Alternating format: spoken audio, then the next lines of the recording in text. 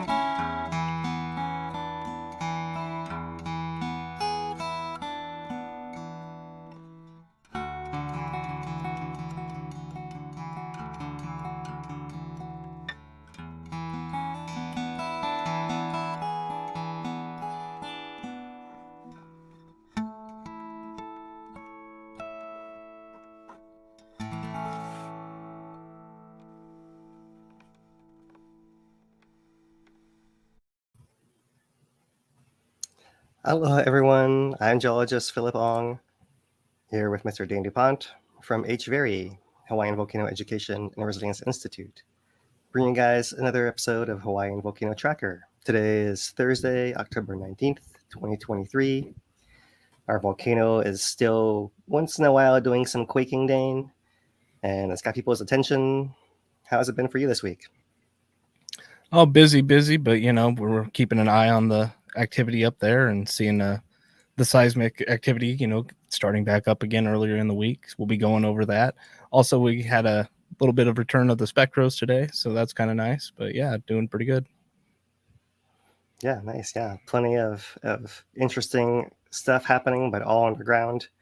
Nothing actually erupting. There's a live look in at Kilauea earlier today with passing rainbow and some gas coming off there, some discoloration there in the center. So we'll check out the earthquakes. We'll check out some of the historical parallels. That earthquakes, where they're reaching right now, is pretty close to that Koaʻe fault zone. And there was a time back in May '63 where the earthquakes actually turned a corner into that fault zone and had an intrusion that way as well. So we'll look at that a little bit here as just something that potentially might be a remote possibility. And beyond that, look at the new camera the USGS has put out facing that area of active seismicity. And the usual monitoring as we go through it. Yeah, definitely. If anybody has any questions, anything like that, we'll be trying to do questions and answers at the end of the program. So get them in chat and we'll try and get to them. Yeah, thanks, Dane. Thanks for leading that discussion in the chat. So let's get our screen switched over here and get into our summary for this week. And our Hawaiian Volcano summary this week, starting with Kilauea here.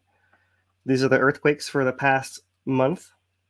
So earthquakes per day here on the left. And you see that it was about 2 weeks ago that we had this surge of earthquakes that reached almost 350 earthquakes across all of Kilauea, outside of the summit area as well. And that lasted a couple of days before it came back down, was still elevated above background levels from prior to that. But then it came back down even further last week until this past Tuesday when it ramped back up again. And since then has come back down again to today.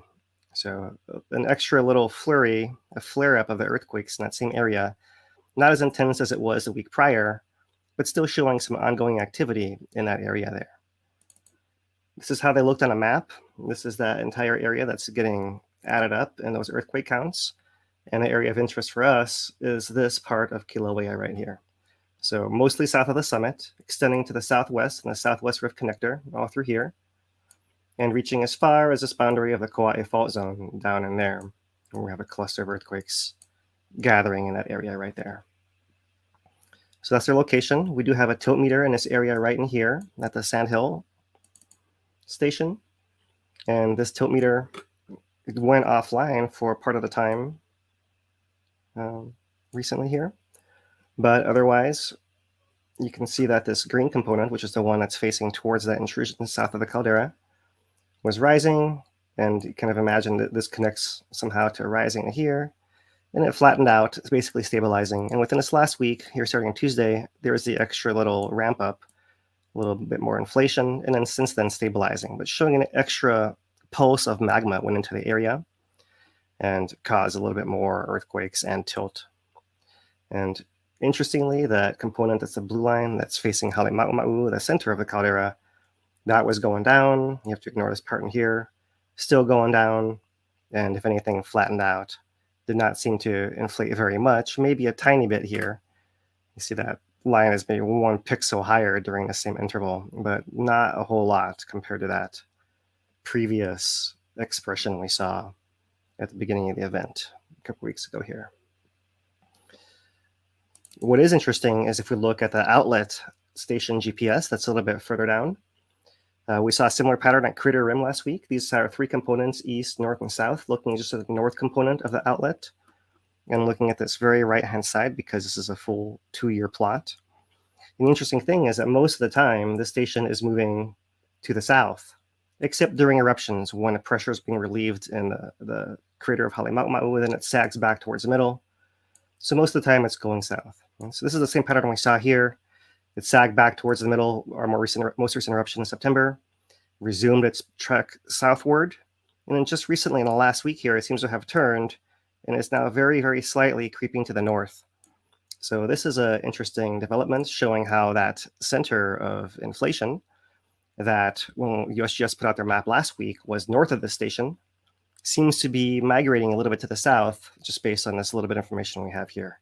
Be nice to have some more to corroborate this with, but it is an indicator that is interesting there. That area, this is the upwards component here just below it. The area showed quite a lot of uplift during that intrusion, seeming to stabilize, and now is more or less in that stable zone, seeming to settle. So while it is moving to the north, it doesn't seem to be rising that much anymore. So also showing maybe a propagation of that pressure inflation wave beyond this station here. And coming to the HVO daily update for today, because I think the summary is pretty good. The volcano is not erupting. In the area south-southwest of Kilauea summit continues to show signs of episodic unrest as the intrusive event that began early in October continues intermittently at a lower rate, right? Intermittently at a lower rate. The unrest is expected to continue to wax and wane with changes of input of magma in the area. The summit of Kilauea remains at a high level of inflation, and eruptive activity is possible in the coming weeks or months. No unusual activity has been noted along Kilauea's east rift zone or the southwest rift zone. So that is basically it. No hazard for people. That's the bottom line. It is showing some adjustments that are changing the dynamics in the summit. We'll get into that in our full update. Mauna Loa still remains quiet. The deep earthquakes have resumed there, but otherwise, she's continuing her regular pattern of filling fairly quietly. And that's the Hawaiian Volcano summary for this week. So today we'll get into the earthquakes first, and we'll do it a little different. So let me zoom the map out here, and we'll look at this whole area of earthquakes island-wide. And we usually say, yeah, all these ones are the background, the adjustment of the island, settling earthquakes, because the island essentially is pushing down on that crust that's below it, riding on the mantle. And as that area adjusts, as volcanoes erupt and change the mass and faults move, and areas that are further away from the hotspot cool down, the ones that are closer to it heat up and expand, or if they cool down or maybe contracting, all that stuff causes adjustments in the background. So we see some of those happening today. This is a 3.0 down at 25 miles down at northwest of Puako, 2.6 that followed closer to the surface. There we have a similar cluster around Mauna Kea, 20 miles down, 25 miles down, 17 miles down. This one here in the northwest, 1.7 only, down at around 8 miles down. So those are all our normal adjustment earthquakes. And then you look at Mauna Loa as well. Mauna Loa has some earthquakes going on too. So if we click on this one right here, this is a 2.2. This one is also 24 miles down. That's one of the deep ones that's been popping up right in there. Off to the side, we have a shallower adjustment 5 miles down, and that's basically a west flank of Mauna Loa. That's normal to have those happening once in a while. There's nothing flaring up there, so no major concern. One shallow one at the surface here, and this is another one adjusting in this south flank that's basically in this zone next to Kilauea in the southwest rift here. So all that is normal here as well, right? So just to help remind us why those earthquakes happen, we do have this illustration that we put out from a paper recently showing how this crust of the island is bowed downwards below there. And there are these deep zones that show these adjustment of the ground to that weight above, moving on or off. And then in combination to that, you have these strands of magma coming up and through, and you can have deep earthquake zones near the roots of the volcano. And so Kīlauea is very well known for this. Mauna Loa was less so for much of its inflationary history that we have up until recently, right? So it may be that Mauna Loa is starting to show similar effects as Kilauea here with these deep earthquakes as part of this flexure zone happening here. So that's the background we have there. The other thing that is almost always happening most of the time, in fact, it just popped up a red dot right here, is an earthquake in Pahala. That's a 3.5, just happening within the last 5 minutes here, 20 miles down. So zooming in here, there's that one, and pretty much all these earthquakes are all deep ones, 20 miles down, 18 miles down, as is typical for all the earthquakes in this Pahala area right in here. And as has been more evident recently, there's really two clusters of those. There's this one cluster over here on the Mauna Loa side, and then one cluster over here on the Kilauea side. And these in the past didn't seem so obviously separate. The earthquakes might be more in between or covering a larger area that was kind of all of it.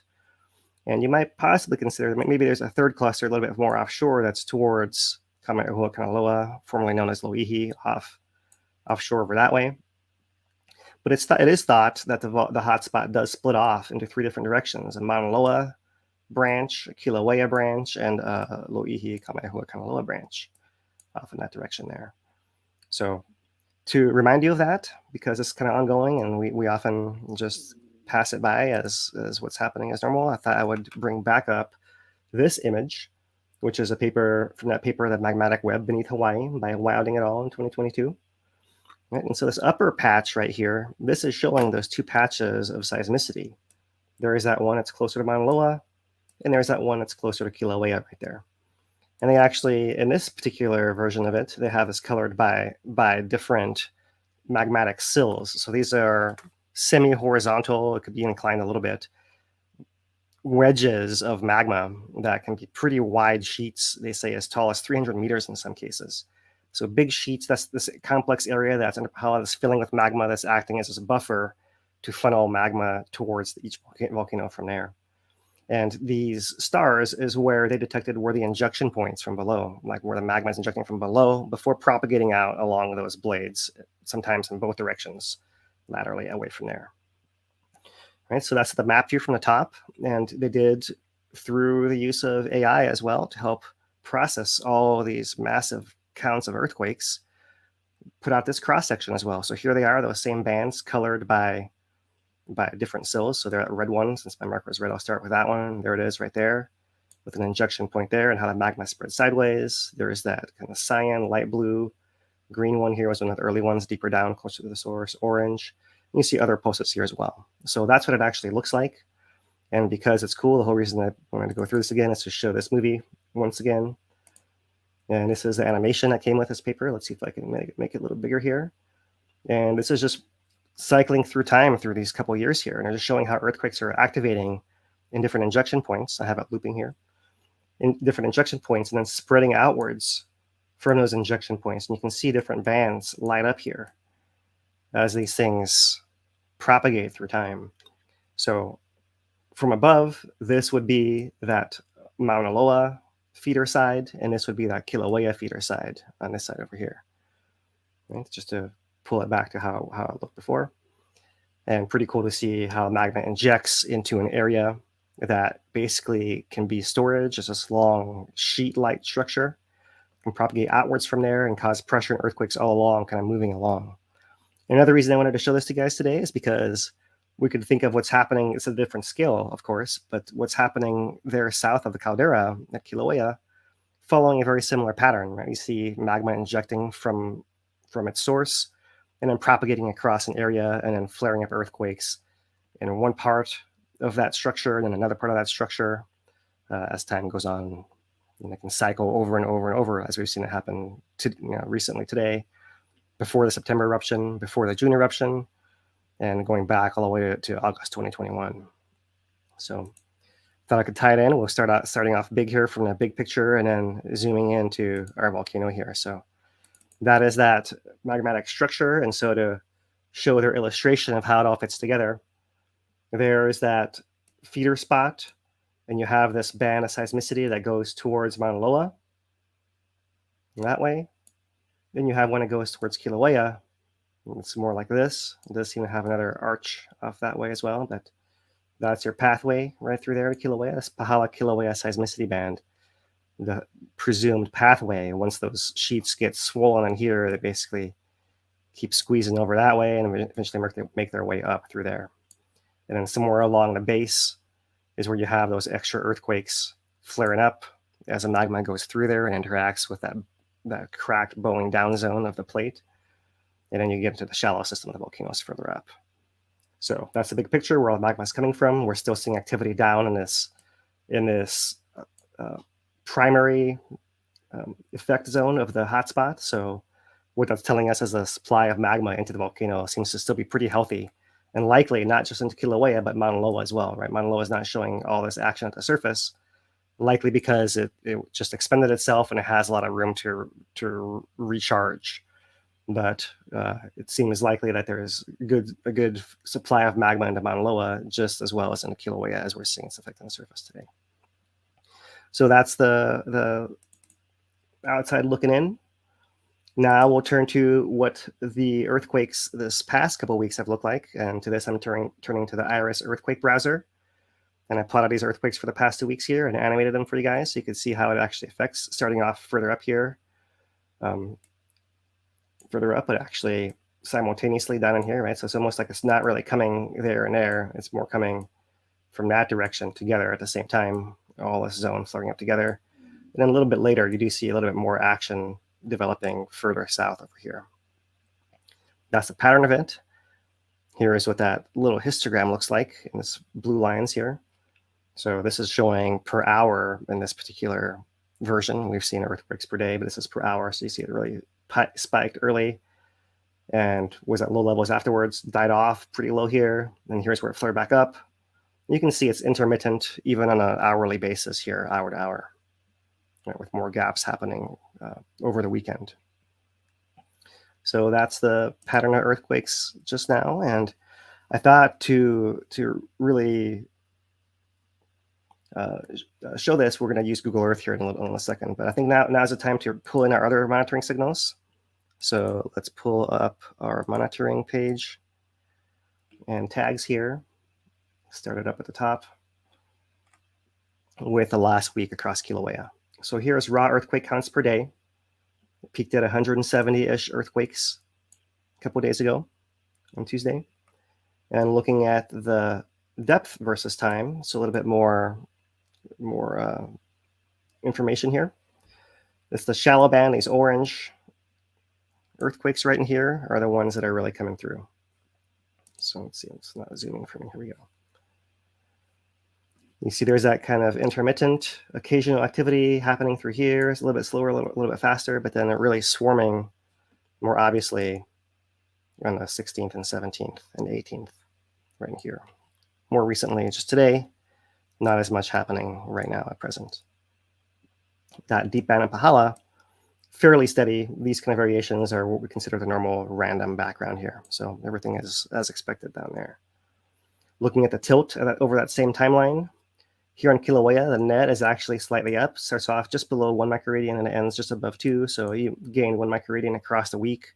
But most of the story is that you swung down these 3 microradians, 4 microradians, deflation, inflation cycle, and then have resumed it. And now you're having some more low deflation, inflation peaks. So overall, the pattern does seem to be upwards with a lot of variation in between. Our lava depth is back online still, and it's showing its normal daily variations up and down. The range of them isn't quite as much as before. We're looking at 0.35, 411.35, and 411.15 down here. So it's still showing some swing, but you got to wonder if something was upgraded or replaced out there to address that issue. Here's our earthquake maps as we showed in our intro here.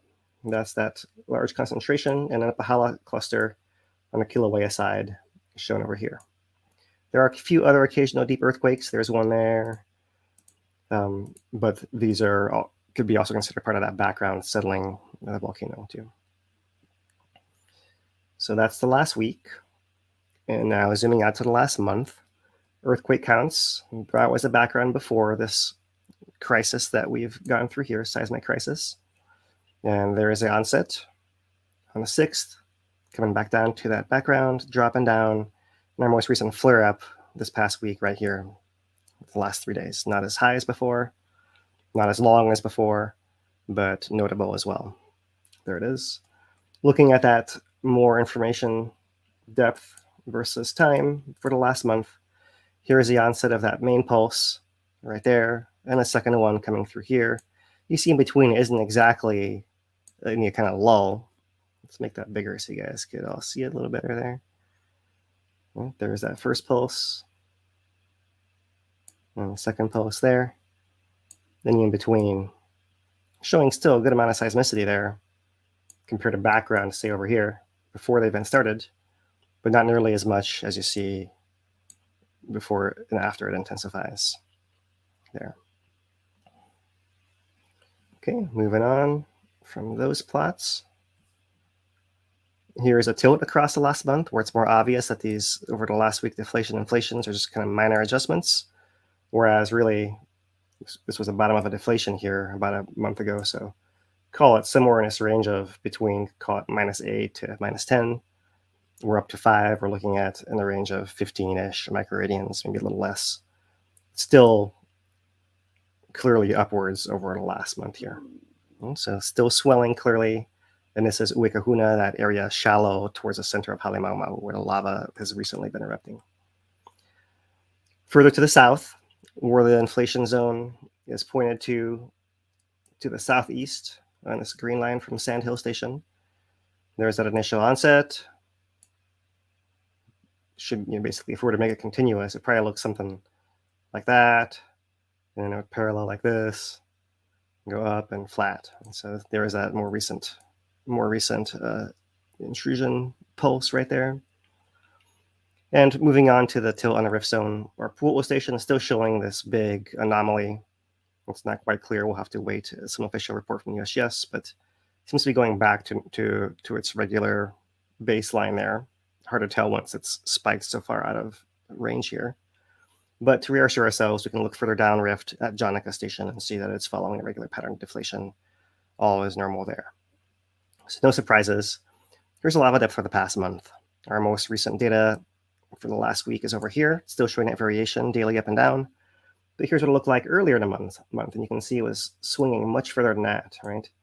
41.7 down to 41.3. So you're looking at 40 centimeters, a much larger swing. Something was going on with that setup of the laser rangefinder. So it seemed like there was some kind of outage. They tried to fix something maybe, and we're still seeing it, but it seems to be a little dampened here, which is interesting to note, but not really to do with our volcano, honestly. SO2 for the last month. It's been a while since they reported a value, but it was down by 100. No changes really expected. Nothing in the ambient sensors is suggesting any change either. So it's really when an eruption does break to a surface, if that were to happen and you have a gas output, that's when you really want to worry about it. So now is the time to make all the preparations for realizing activity is heightened, and it could erupt at some point in time. It might be a little while. It may be intrusionary more than eruptive. You never know. But if you're someone who's at risk or in nearby areas in a volcano, now's the time to check that if you want to work on the seals in your windows or the filters or whatever you need to do along those lines. Now is a good time to prepare for that, right? Once it actually begins, it's too late. That's that time where it's going to be intense for a couple of days usually, and then gets better after that. All right, the whole last month map of earthquakes. There's that similar pattern to the southwest. A little bit more obvious here is this roll of the south flank, where you see more of these earthquakes showing up over the month here, showing the south flank is still trying to move out of the way there.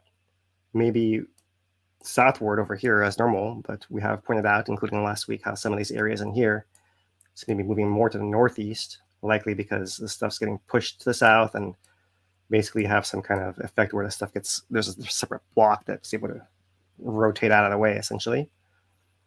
And deep Pahala earthquakes down in there. So really, it's all about the adjustments happening in here. This is going to be a big part of our exploration today, what's happening in here, including those 63 earthquakes. And continuing last year, SO2, there is how high it spikes, how low we are now. So that's really why we say prepare now. Earthquake counts for the last year. Earthquakes per week is the measure on the axis here. So you see per week, we're actually on a downward trend. If you take out that scale where you can see the gaps in between it that last less than a week. GPS for the last year. We're going to zoom into this most recent time, and it looks like it's actually flattening here. But as you remember last week, this is affected by both Uwikahuna and Crater Rim stations. And we noted last week how Crater Rim in particular had switched its direction from moving to the south and moving north, as the intrusion had essentially shifted beyond it. So what this is telling us is that this distance between Crater Rim and Uwikahuna is not accommodating the full extension happening on a volcano now. When a volcano is mostly adjusting in a caldera, then you can catch all of it with this graph just as well. But now you basically would want a graph that went further south, something like Uwikahuna all the way to Ahua, for example, which unfortunately is not one automatically plotted on the website. So that is what you want to look at, and that's something you could compare. But what we see here is on this plot, it appears to flatten, but that's really because of the effect of the pattern of inflation shifting to the south from the summit. We'll look at that in more detail here and on Google Earth. But just to reassure ourselves first, once again, also on the East Rift Zone by Pu'u'u, we're still seeing contraction with that distance getting smaller and smaller over time with a line going downwards here. So that's all good. And that's the GPS. So let's switch over now to Google Earth. And what I wanted to do is superimpose this plot. So maybe let me pull this back. We showed this map last week, showing the center of uplift over here, southwest of the crater, the zone of earthquakes over the Southwest Rift Connector, where these eruption sites are, right? So we have that. And what we want to do is put that into Google Earth. So you see that here. There it is. Make it a little bit more transparent. And superimpose where our stations are on there as well, so we can see how they actually are showing these effects. So our zone of uplift can be mapped out over here. Earthquakes happening on the east side of it, some across the center, but not really that many. And looking at our different stations. First, let's step back in our thought process here to the eruption that happened in the beginning of September. This USGS map does show the fissure sites. That was a site furthest up on a crater wall. There is another line right through there. There was a little bit of a step over through here as well. But you're looking at more or less in there, right? So when we have two stations, this one is a Byron's Ledge station. Oh, what happened there? Okay, Byron's Ledge station there. And Byron's Ledge station was shoved to the north during that episode. And you can see since then it sagged, it was going back north. Now it seems to be sagging a little more again. And the one that's at Crater Rim down here, that one got shifted to the south, right? So that's as expected. And that's the one that if we look at this very right side, let me just try to get to the zoomed in part of it here some more. There it is, there's that shift to the south. Eruption happens, resumes its path, and then here is where it switches, shifting back north again. This is what we noticed and pointed out last week, right there at Crater Rim. So here's Crater Rim. Fissures come through here. It gets shoved to the south initially, but for it to get shoved back to the north, and it's still moving east, that means the center of inflation has shifted from north of it to south of it. And seeing the center of uplift mapped out over here, and knowing that the magma is pushing over this way to cause earthquakes, it seems quite possible this thing can get pushed over to the northeast quite easily, right? There it is, moving to the east and moving to the north. Maybe slightly sagging more to the west, or maybe more north, right? So it was going more northeast, and more recently now it's going more north than the last week is what it looks like to me here. The outlet station is this one over here. Outlet tilt meter is right there. That's the outlet station here. It's the one that was moving to the east quite quickly, right? No surprise there with that big center of uplift to the west of it. Moving up quite quickly, stabilizing recently, and then here at the very bottom right, let's get to the very most zoomed in version of it here. Here's what's showing it's switched back to the north. Now this is important because outlet station is all the way down here. So if it's shifted from getting pushed southeast, makes sense if uplift is over here, to now getting pushed northeast, it does seem like there's a shift of that center of uplift further to the south here. So let's keep at this, keep looking at the next station over. That would be this one. That's Ahua. This one's quite interesting. You see, generally it was moving to the east and to the south and up as well. Right, so that makes sense. Let's look at that first. Southeast and up makes sense if it's getting pushed from this direction over here. And then going to this most zoomed in area over here on the right, you can see it's not moving quite as much to the east or quite as much to the south anymore, but it was actually moving to the south a little faster there than it was prior, all the previous times between eruptions, where it does move to the south, but it seems like it's sped up a little bit, pushed a little bit further to the south recently while moving up as well. Okay, so getting pushed over that way too. Right, and maybe more to the south. That all makes sense. Let me zoom it out a little bit. Now I want to come all the way down to here at a station all the way over here. This is by the campground. This is Kipukanene. And Kipukanene, let's get to this most zoomed in version. Let's go to this north-south component again. And similar thing, you see how it has been moving to the south, maybe a little faster, and then recently right here, this is almost vertical right there at the very end of the last week here, where it's really moving south a lot. And so a very dramatic increase there at Kipukanene, getting pushed south extra. So it was getting pushed south, but now, and east, right? But now it's getting pushed even more. So before it was getting pushed a little bit, now it's getting pushed more. You know, I found interesting is if we zoom it out even more and go back beyond this map here to this station all the way down here. This is a Hilinapali station.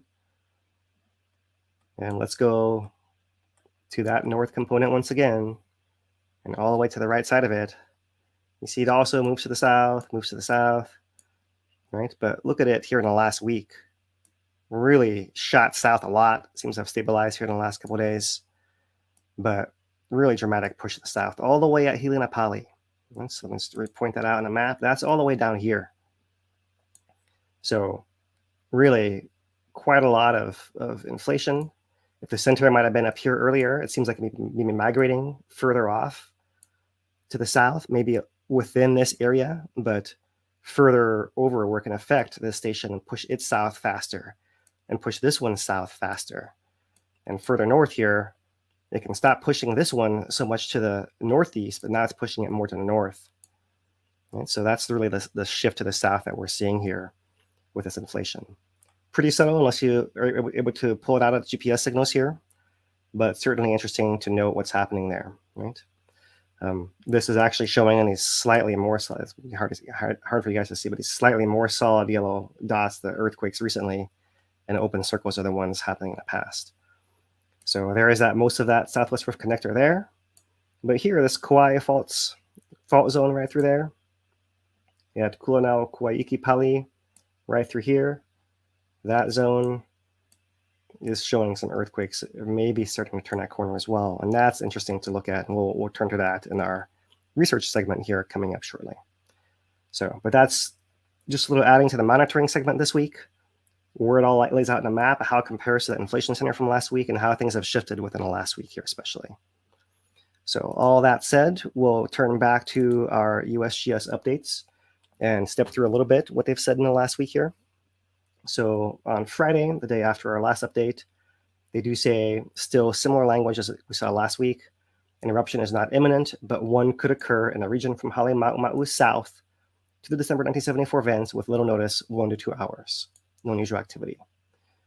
Episodic heightened unrest has nearly returned to the level seen before last eruption, September 10th. Right, some other details that I won't revisit day by day here. Moving on to Saturday, they say that the earthquake and ground formation rates beneath the southern part of the seismic caldera and southwest have decreased dramatically over the past 48 hours, suggesting the intrusive event began last week is coming to an end. So Saturday, beginning of the weekend, they think it's coming to an end. They do note that the tilt basically flattens, earthquake levels drop, all of that, right? All those details further in there as well.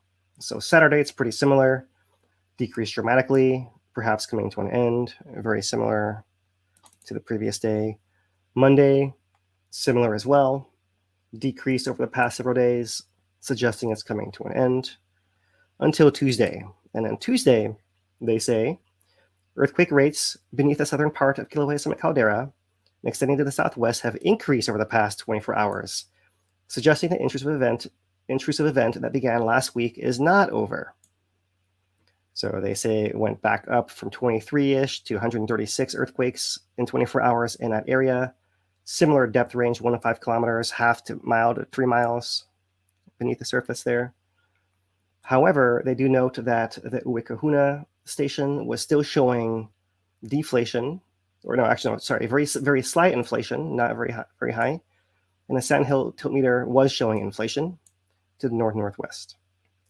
Right? Otherwise, no obvious changes there. Come to Wednesday. Trying to come to Wednesday.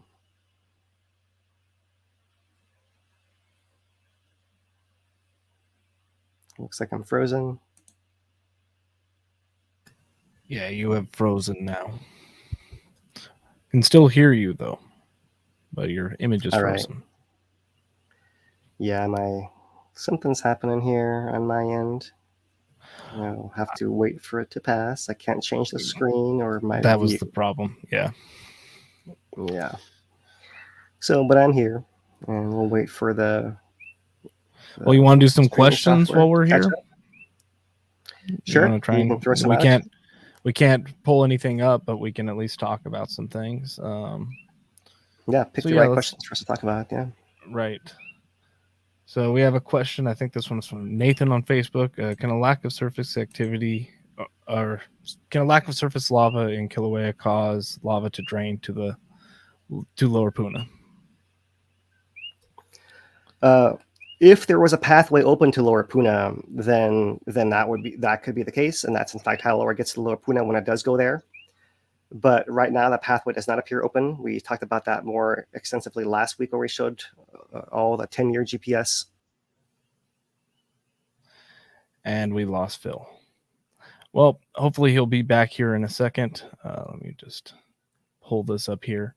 Welcome, guys. Yep. So right now, Phil was saying the pathway to Kilauea is closed.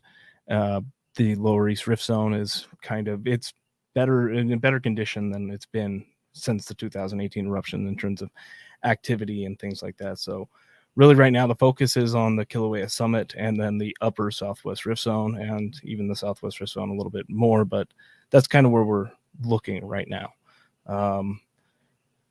Do want to take the moment. Let me see if I can pull this up. We want to try and make sure we promote that we are a nonprofit now, and we do have, where is it? I'm probably in the wrong section.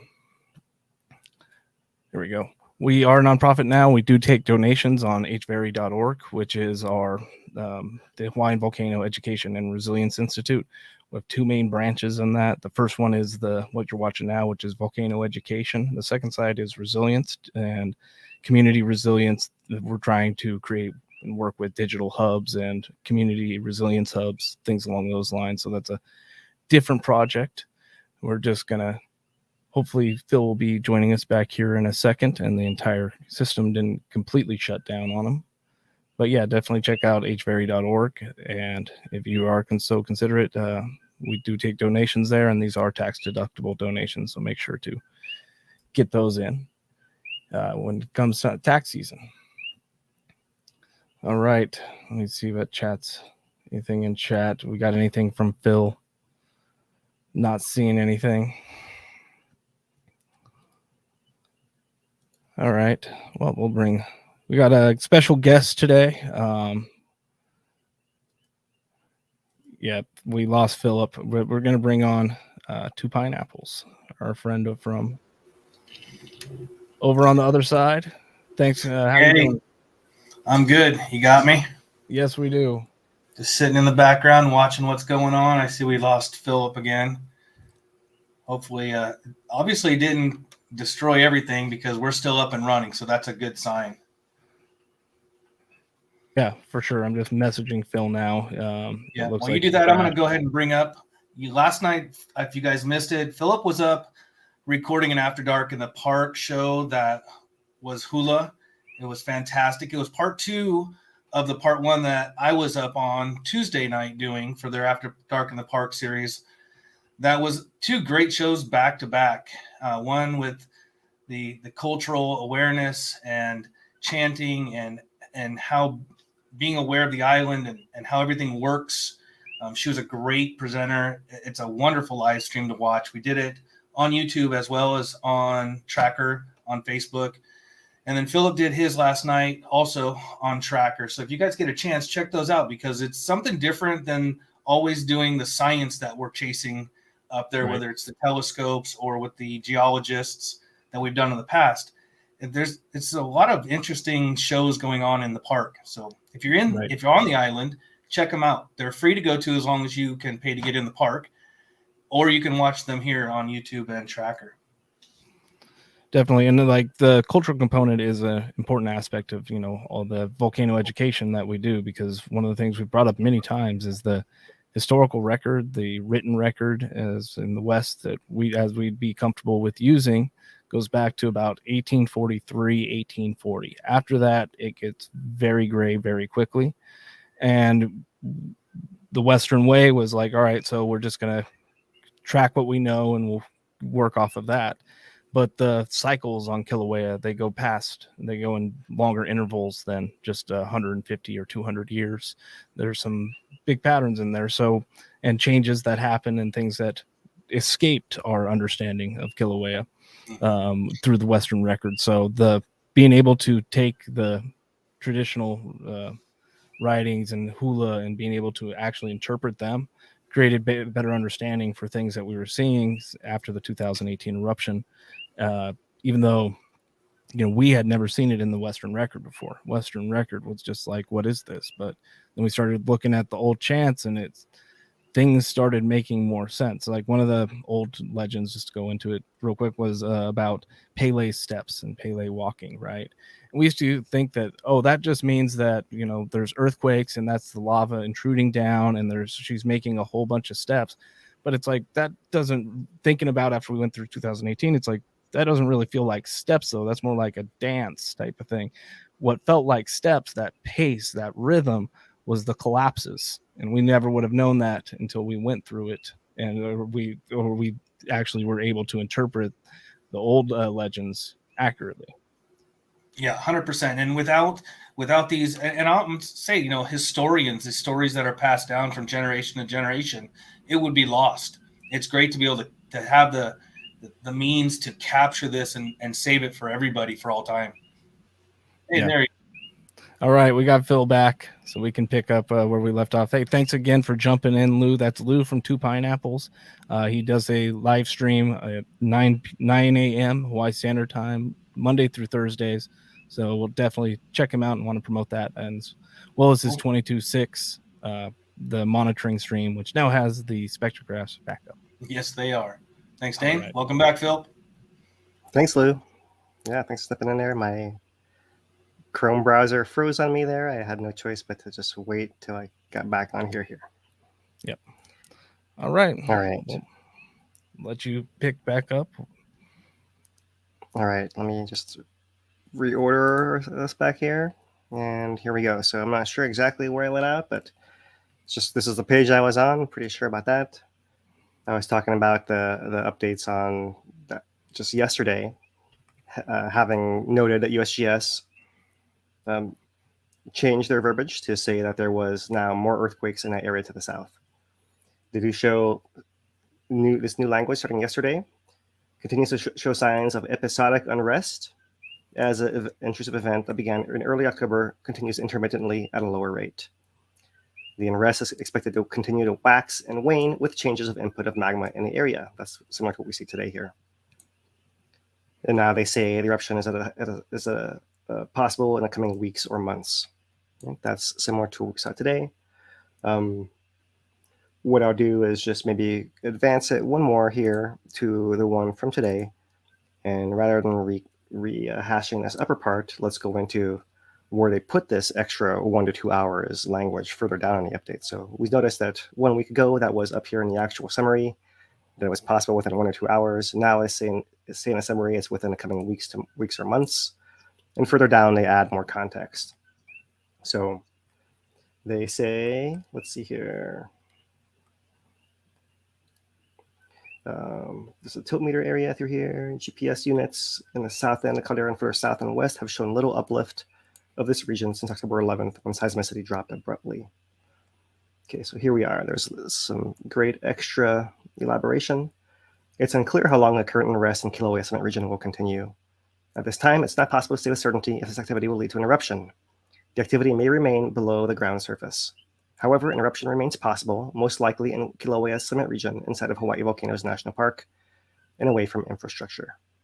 Similar patterns of ground activity and ground formation occurred to the south of the caldera prior to the September and June 2023 eruptions in Kilauea Summit caldera, in Halemaumau crater, and on a down-drop block. They mentioned gases there. So here is where they finally get to the 1 or 2 hours. Although unrest in Kilauea Summit region continues, there is no sign of an imminent eruption, and increasing inflation and earthquake activity are expected to precede an eruption. So, put another way, although there's unrest, it's not heightened unrest. And heightened unrest is expected to precede an eruption. During periods of heightened unrest prior to eruptions, then signs of an imminent eruption did not appear until 1 or 2 hours before lava reached the surface. So the summit of Kilauea remains at a high level of inflation, and that is possible in the coming weeks or months, but it would have to step up from this current, what they're calling unrest, to heightened unrest, essentially. So not quite high enough there for them to be quite as concerned. And thus you see this change in the arrangement of the language here throughout the update. So that's the Kilauea text and their monitoring. And as I said, that's basically the VOG is very low now, and that's expected to be worse as an eruption begins, should it actually begin. But as we like to make sure to cover our bases here, using the VMAP, Vog Measurement and Prediction Project out of Manoa, looking at their forecast for the next few days here on Kilauea, across Hawaii Island. There is our volcanic source at Kilauea, and you see locally around the summit area and occasionally downwind, you see these patches come out across Pahala to Na'alehu ocean view areas as well. So this is something that most people can ignore most of the time unless they live in these areas, and then it's somewhat of a nuisance. Even during these low times, it's always there and still manageable unless you have those sensitivities. It gets really unmanageable for most everybody once eruptions actually begins, and you have tens of thousands or hundreds of thousands of tons of SO2 flying downwind in those directions. But right now, looking good. And to confirm that, let's pause this here. Let's take our Purple Air Citizen Science Monitoring Network. And here it is showing greens across most sensors on the islands and zeros or ones as well. So that's great, great air. Not what we always see, but that's what it is. So now we'll just add a little bit of research topics for you guys. And this is going to come from a couple of sources. First here, I thought I'd pull up, this is from professional paper 1350, 1987. This is by Robin Holcomb, a little illustration that shows the different phases of eruption and intrusion on Kilauea by decade. So the black is lava output, 55 and 59 eruptions. Most of this is 55 down in Lower Puna. 59 just left a little bit of a coating up here on Kilauea Iki. In 1960, you had Kapoho down in this area. Then in 61, you had a lot of eruptions up in this area of the Middle East Rift Zone through here. Then Kilauea Summit became active for a while. You had intrusions that, this is what catches my interest here. This is what we'll get into. You had intrusions into the Southwest Rift Zone that then turned a corner into the Koaʻe Rift Zone and in fact went all the way to that Upper East Rift Connector and reactivated it from the other direction. Most of the time when a Koaʻe gets involved, it's from the other way, when you have some kind of intrusion coming this way and moving from the East Rift Zone to the west of the Koaʻe, as was the case in that second half of that decade, where you have really a reactivation of that Middle East Rift leading to the beginning of the sustained eruption of Mauna Loa, which begins in 69 there, right? So it's trying to reestablish a sustainable path out for magma to kind of leak out all the time. If it can do that, that's what it likes. Lava lakes at the summit, open lava as long as possible, leaking out of Pu'o'o for 35 years when it could. Mauna Ulu lasted 5 years. There was a first year of it, and the next 4 show up in this map up here, upper right. And during that time, nothing's getting past this whole zone to the lower East Rift, right? Because that's the area where it often gets caught. And even with enough pressure to inject magma into the Koaʻe, that's this wedge right in there, and the Southwest Rift Zone. This is that 74 eruption, the 71 eruption. That's in that volcanic Southwest Rift further north. That's on here as well. So you see it really constrained to that upper summit region. There's 75 through 79. After that sustained eruption of Mauna Ulu and the big earthquake of 1975, which moved a big part of the south flank a lot, then you were able to open that East Rift Zone a little bit more, and that led to that 77 eruption that reached the outskirts of Kalapana, Mauka up there, coming down to Pali. And then that opening of that part of the Rift Zone, right, allows that long-lived eruption that was previously at Mauna Ulu, just a little further over, to step over an increment to Pu'o'o. And that led to the last slide in this sequence, but really this lasted that whole next 35 years before it ultimately worked down to 2018 in Lower Puna there. But just going to show how a lot of the volcano is essentially trying to do work to build a sustained eruption where it can. And it's interesting to note how this happened after this sequence back in the 50s, where you had lower East Rift eruptions in 55 and in 60. And then you have in between magma building at the summit this little patch of East Rift activation here.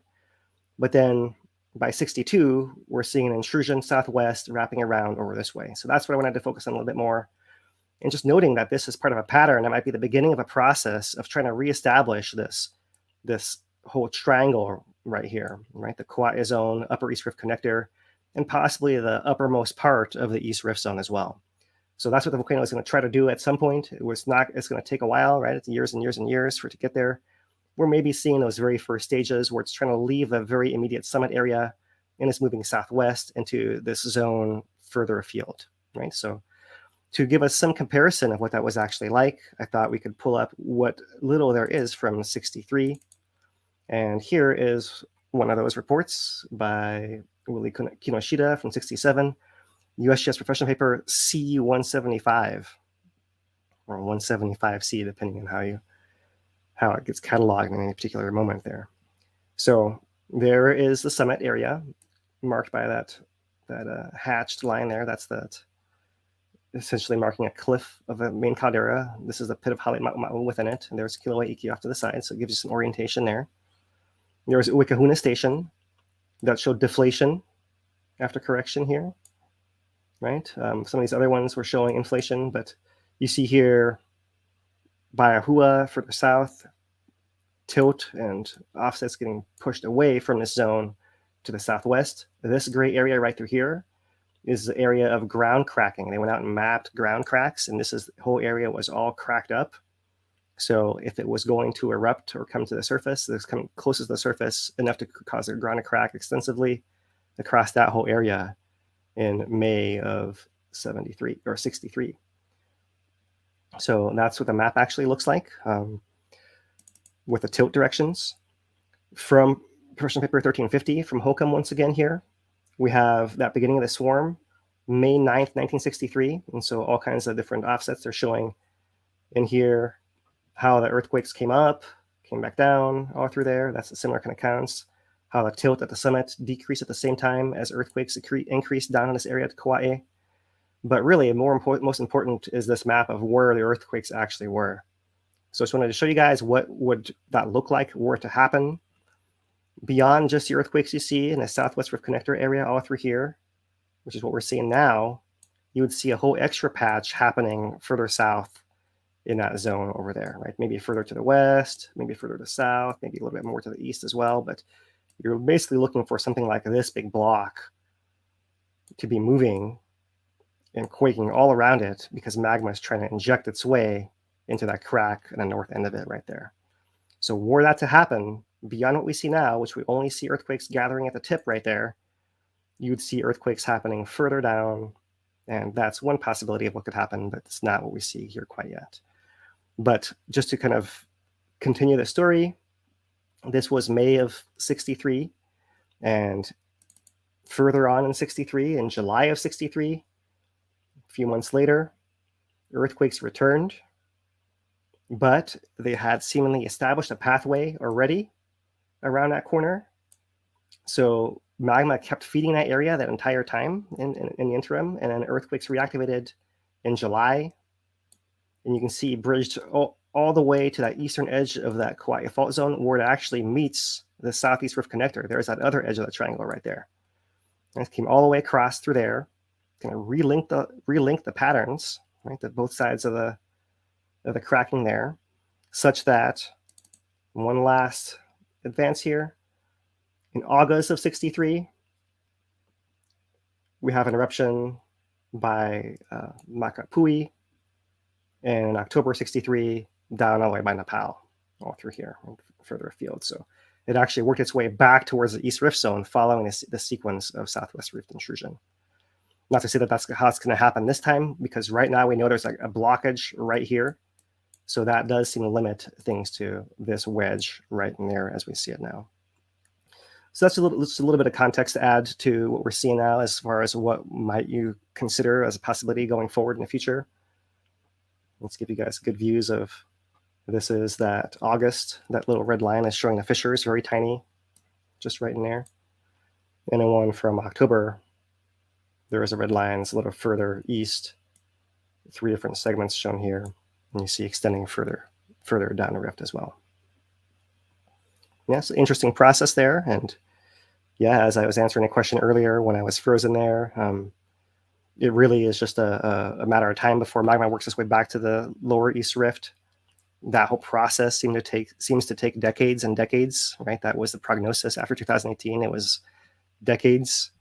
And so this is the beginning of the process from the very, very top, trying to work its way down, wiggle in that triangle, find some pathways, Upper East Rift Connector, Southwest Rift Connector, possibly the Koaʻe, fill the zone where it can because it's stuck and pinched off presently right through here where we see those two stations moving north. And maybe I can show that once again on Google Earth, pull it back around to over here.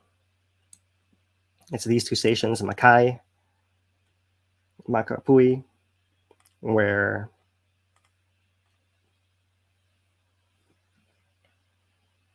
you see, let's see, yeah, this, I think I zoomed it in too far, where this whole station has been moving north for all of this past year here, past 2 years on this map, actually. And the other one is a Kalapana Trail, which also has been moving to the north for all the past 2 years as well. And so for the past 2 years, since August 2021 is when we saw the switch happen, we've seen right through here, this zone is moving also to the east and north, so right here, northeast. So you might have some kind of big block over here that's getting pushed out of the way. They might be rotating, perhaps, and pushing these areas northeast, and that's causing this whole area to pinch closed. And that's why we see this GPS at Pu'o'o also showing contraction as well, right? So that's why it's blocked off at present. But maybe eventually it can work its way in through here, wedge this whole thing, shove the south flank out of the way some more, and in that way, eventually relieve this issue happening in this area. And once that happens, then it'll start moving into the upper East Rift Zone, and then it'll find the next blockage. And that might be down here by Pu'o'o, and then maybe if it gets to there, it can find the next blockage and eventually propagate its way down. That's usually how it goes. And it still seems a long way out, but we are seeing it finally wanting to leave this inner caldera area up here. So that is all the research to show. There is a little bit of observations to share with you guys, some visual things here. It's not a whole lot, but let's show you what we do have. First is the S2 camera right here has been repositioned in upper southwest rift zone looking to the southwest. There it is. This image is a little dark. Let's see if I can I have to make this go back like that. All right. We pull the past 24 hours here. But this I thought might have been slowing my browser down. So there's a little clearer view in daytime of what that looks like. Looking to the south there, they do note that in the center horizon here in the background is the easternmost fissure for the December 74 eruption. So that's up in this area over here somewhere. And you see some topography. This looks like the edge of the caldera here, the outer Great Caldera edge, draped with some of these tephra deposits and ash from explosions and Kilauea's past there. So interesting to note that. The description here, they note the easternmost eruptive fissure from the December 74 Southwest Rift Zone eruption is on a low hill in the distance at the center of the frame. And so you see that they were worried enough to actually deploy the camera out there just in case. And good to know it's there.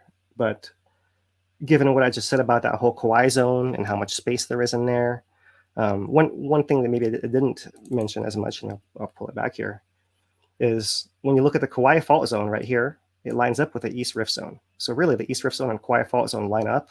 The south flank is everything on that side of it there. So this zone here, if the south flank is moving, this zone can get wider because the south flank moves out of the way. Now, when a caldera expands, it's getting pushed over, it can get narrower that way as well. So this is why I often call this area a little bit of an accordion, right? That's what a triangle is. An accordion is getting pulled from one way and pushed from the other way, and it's the adjustment in between that's interesting. Because of that, it's not under the same kind of compression as you see further over here, which means that you might have cracks that magma can inject into more passively without having to erupt to the surface. Because honestly, eruptions in the Koaʻe fault zone have been noted. We talked about that in one of our episodes a while ago, but they're rare. It's rare for that to happen. So most of the time, magma goes in the Koaʻe fault zone and does not erupt. It intrudes passively, and you just have dike after dike after dike after dike after dike piling up in here.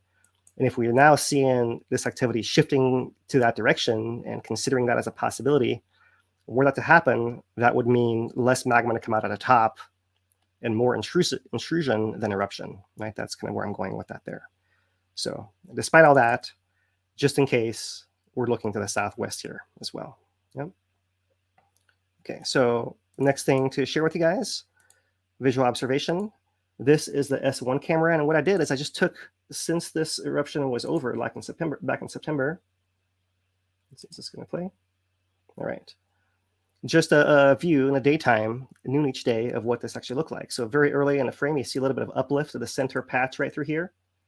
But really what I'm trying to show you guys, what caught my eye here, was how much sulfur is building up around the center plug that was that original cap of the crater. As you see at the beginning of the sequence there, certainly some sulfur, but as time goes on, it really, this patch, this whole patch of crater crust swells up, maybe because magma is pushing underneath it there to re-equilibrate the level of the thing. And when that happens, you see this whole extra buildup of sulfur minerals on the surface coming out of through here. So I thought that was pretty interesting to note of what is happening on the surface, even if it's not magma. There's always little changes that are pretty cool to note. And that's what we can share with you guys today as far as what's happening there.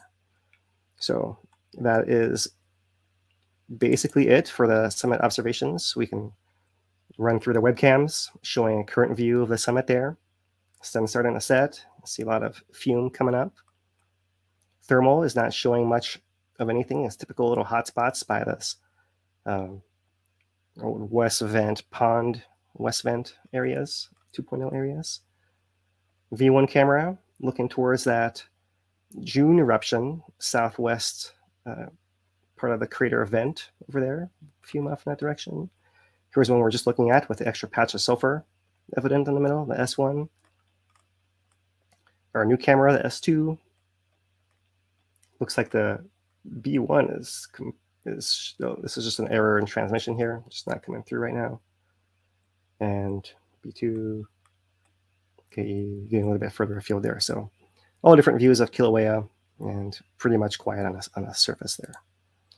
All right, so all that said, we'll start to wrap it up here by covering Mauna Loa, turning to Mauna Loa here. And tilt over the past week has been upwards very slightly there in the blue component. It's the one that's facing the presumed magma buildup area. Let me just close a couple of things here, make sure we keep going smooth.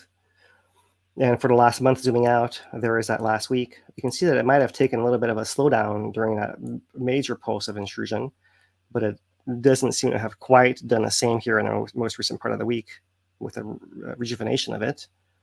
Overall, still a net inflation swelling fairly passively in Mauna Loa over the last month here. There is the earthquakes depth with time. So this is time last month. Here is that deep end of earthquakes that has become slightly more active in the last couple of weeks here, with occasional earthquakes, one happening today there deep under Mauna Loa, as we pointed out on the earthquake map. There is the counts in earthquakes per day total. So very low values all across. The deep ones are just the curiosity, really showing that interaction of that flexure underneath the crust with the magma supply in the Mauna Loa. I would take it to mean the Mauna Loa magma supply is active through there and is causing some dynamic changes that are leading to those deep earthquakes once in a while. So once again, perhaps a sign of a healthy magma supply, but still not showing the pressure in the shallow parts of the mountain as you saw a year ago prior to the eruption that happened almost 1 year ago, and not quite. We're coming up to that anniversary and not too long here, Dane. Since then, pretty low values, earthquakes per week ever since then. Right, the last 5 years compared to that previous buildup as well. So that's Mauna Loa doing the same thing as usual. Not much to report there, really, to be honest. I am curious if there is a volcano watch out this week. It looks like I don't see it yet here today for us. But I don't know if anyone this morning took part in the Great Hawaii Shakeout, got under their desk at 10:19 this morning to practice preparedness, Thursday, 10:19 a.m. So if you did, good for you. Bonus points, you get a sticker. All right. That is the only volcano watch we have to share right now. We'll have to cover whatever comes out today, next week. And so finally, some community items here. We do have 2 trails closed as unrest near Kilauea Summit continues from the National Park. This was issued, let's see, where's the date here? October 18th, so yesterday. They do note that due to episodic unrest in the area southwest of the caldera, Mauna Loa Trail is closed, and the Koaʻe Desert/Footprints Trail is closed past the Footprints exhibit to the Mauna Loa intersection. The Footprints exhibit remains open and accessible from Highway 11. Kulanau-Kuaʻe campground is open, and Hilini Pali Road is open, but closed to the vehicles past the campground to the lookout due to elevated fire risk. And then some USGS background through here. Safety is a priority. That's why they're taking these precautions. So it reads like there's two new trails closed here. But if we pull it back to what they put out last week, which was this one, some areas closed due to elevated activity and inflation at the summit. And they put out a map. So let's look at the map for reference here.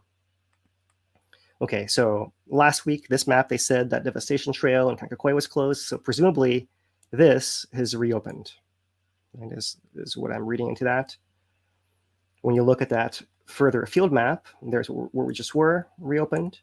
They do note Hilini Pali Road has been reopened to the campground. That's to here. So this is open right there. Right? Maybe I should try to find my brush marker here and make my color green. Let's see if I can make some green here. All right, so that is green right there. That is open. They said that the desert trailhead to the exhibit is open. So right there, that little section kind of right there, that is also open right there. And also open, but close to vehicles, is this part of Hilini Pali Road down to the campground, right? So compared to before, we have open all of this, and this, and this, and one little stretch right up here, which means if I were to go back to what is actually closed, it's this stretch of Koaʻe Desert Trail past the footprints, which goes all the way around to here. This is all the Koaʻe Desert Trail under there. And Mauna Loa Trail, which is this one over here. That's also closed. So that's your update for closures in the national park. That is our community corner this week. There is an event in the national park next week, but it's not really a volcanic or that cultural. It's Mamaki tea. So if you're interested, After Dark in the Park next Tuesday. Otherwise, that is it for our information sharing for today. Dane, pass it to you. All right. Well, want to thank everybody for tuning in today. We rely on viewers like you to help give the information out. The likes, the subscriptions, the shares, all that stuff really does help. And, like subscription's always free and you can always unsub later. So why not? We also do take donations on on hvary.org/donate. And through those are tax deductible donations. So come tax time, you can write those off.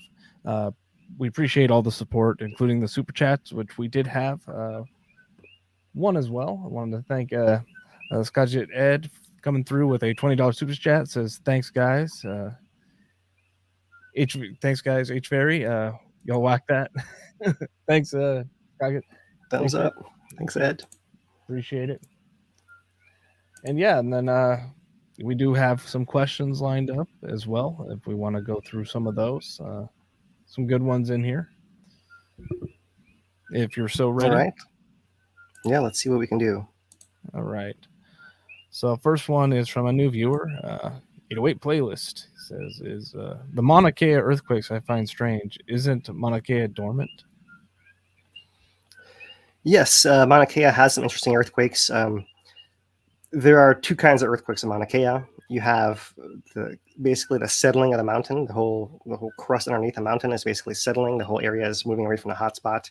The whole north part of Hawaii Island is basically sinking, while the south part of Hawaii Island is rising. So there's like a seesaw effect happening there. So you have a natural, as a thing is sinking down, there's a kind of settling event, and that's what we see on Mauna Kea today as far as those settling events. There also are long period earthquakes in Mauna Kea as well. And that's within, they believe, the top of the old magma chamber itself. And it's something very, very periodic that they've seen happening for decades now. We've talked about this in the past. I don't have the graphic up now. But that seems to be from something like the gas building up and then finding some little crack to like flow through out of as it's degassing the very, very stagnant cooling magma chamber, something along those lines. So yes, it's dormant, and it could well reactivate if there is some rejuvenation of magma or some change of like the overburden or something big enough bubble of gas. But that doesn't seem to be the case. It seems to be sitting there pretty passively, just like fizzing almost in some way, right?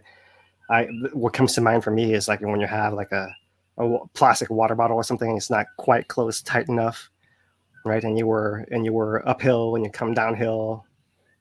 I'm sorry, you're downhill and you come uphill, so you're losing atmospheric pressure, and if there's pressure in the bottle, and it starts kind of coming out the bottle like this little extra gas kind of thing.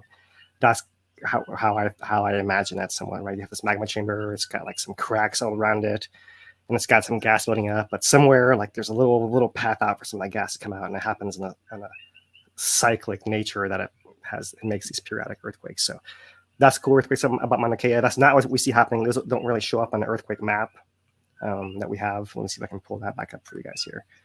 The ones that we see in the earthquake map now on Mauna Kea are more of these settling events, right? So these three up here, and the depth is giving it away here, 25 miles down, 20 miles down for that one, and this one's 17 miles down. So all fitting well within that tectonic settling of the mountain.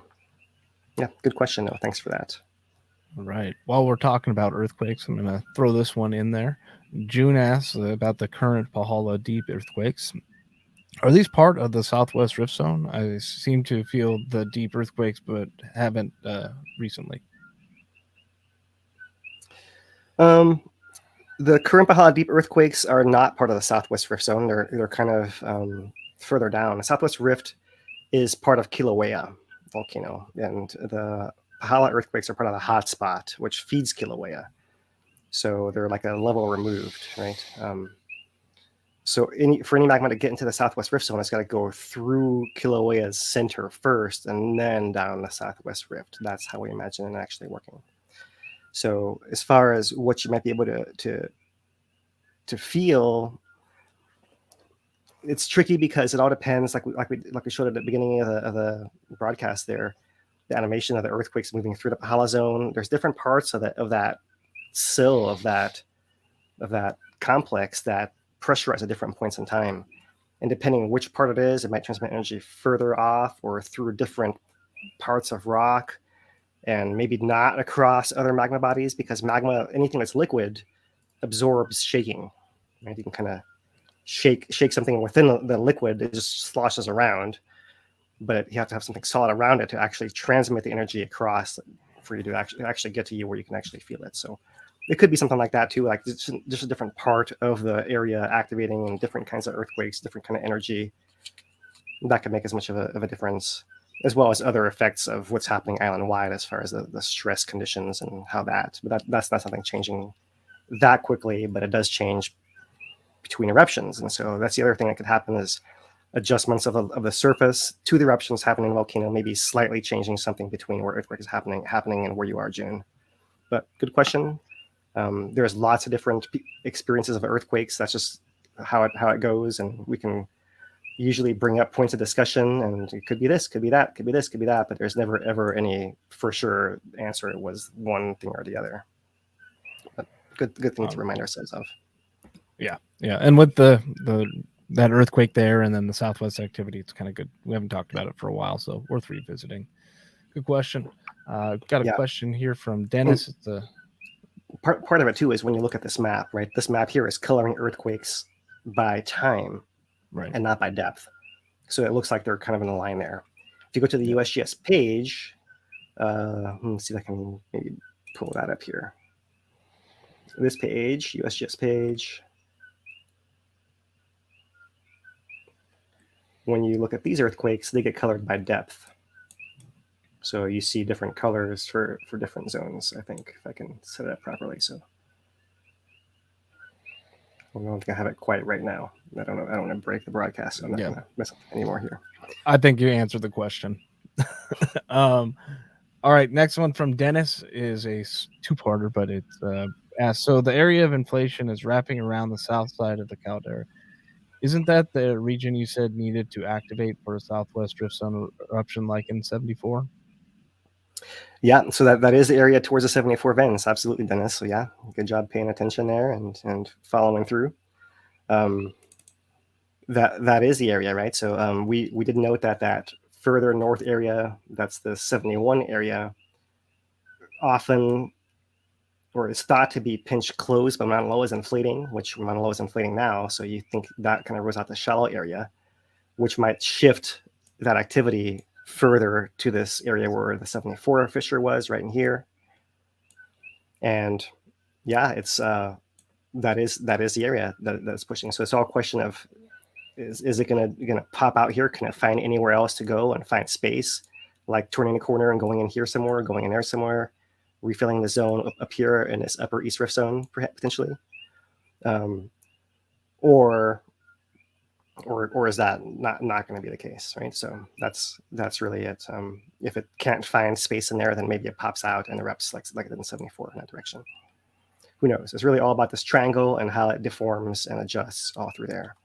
But while I'm on there, and speaking of this upper east rift connector, and after having gone through everything we just did with the research there, one thing I did not point out earlier is that in the last couple of days, there are, for the first time in a while, some earthquakes here in this upper east rift connector. So the one yesterday, 2.6 a mile down, that's within that east rift zone, upper east rift connector range, right through there. And then this one over here, 0.9 miles down, 1.7, very similar in that area. So when we talked about in 63 that other part of the Koaʻe fault zone activating, this seemed to be one of those cracks that marks that as well, right? So this is interesting because it's kind of where it links this upper east rift connector to this whole sequence of Koaʻe faults that run as far up as here, right? This is the outer caldera's fault right there. And there's the edge of the caldera there and there, like that. Let's see, just looking for the shadow right there on the ground. So yeah, maybe there is something happening and it's starting to work its way over that way, but that is what we can say. All right. Question here from Christina, who asks about the VOG. Should it erupt in the Koaʻe Desert? Should the VOG patterns be the same? When Mauna Loa erupted last year, we virtually got no impact in South Kona. Which way might it blow? Yeah, that's a great question. It all depends on, I'd say, how far south it is, right? One thing that I would say, Christina, is maybe you could share with us how things were different before the summit opened in 2008, right? Because we have two eras of VOG in recent history here. We have the more recent thing when a summit's been active and VOG can come from the summit. And what I have heard is that because it's further north, puts it closer to this big fin of Mauna Loa. So it seems to kind of get pulled and gets pulled there and it wraps around in that area, right? During that pool era where the vent was slightly further south, I am told, and I don't have any maps of this right now, that this actually went further offshore and managed to get not fully caught. Some parts did get caught, but more of it was able to escape offshore. So that's the best that I know that I can add to the discussion here. And so I would say if it were to erupt up here by the summit, then you'd probably be very similar to what you've seen recently. If it were to somehow erupt all the way down here, or in 1823 area, like way over here, then maybe you're far enough south that you might get it blown offshore, right? But this is also further east where it gives it, if you want to put trade winds, it actually wants to put it off in the ocean, whereas over here, not so much. So I think anything southwest rift is not going to be as much relief as you might hope. Although further from the summit, the better as far as VOG is the answer, Christina. She says the worst VOG ever was 2008, the summit eruption. Right, when that actually burst out here, right? Yeah, because when you have 2018, that went off that way, right? Or in some cases it went that way, depending on the day.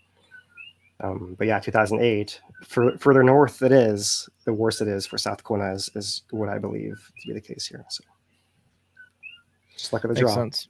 Yeah, makes sense. See where it comes out when it eventually does come out. All right, so let me get rid of that. And we'll do one last one. Actually, I'm not sure if we'll do this one if you get it. Because I do not really. Do you have a way to calculate footage from lava bed to lowest point of the summit? Is that like looking at for the cross section of the caldera walls versus the lava lake? That's the only thing. I was trying to figure that one out, but that's the best I could come up with. Maybe. Yeah. So let's just take it that way. Yeah. Right. It's hard to say. I think all the other we showed some like the plots of the sills earlier. I can show that again. That's all deep down. Yeah. I had like a scale on the side of it as well. So what we haven't shown is that summit stuff. So let's see if I can find here. Let's pull up the That's a USGS somewhat maps page. Right, that's a somewhat common question that we get asked is how far does it have to go to overtop the caldera and spill out from the summit, essentially, if it was to continue to summit erupt? And the very broad stroke is you got a long way to go. You got a long way to go to get up that wall. Even to get back to 2018, we got a ways to go. The pre-collapse height. Yeah, that has it. Perfect.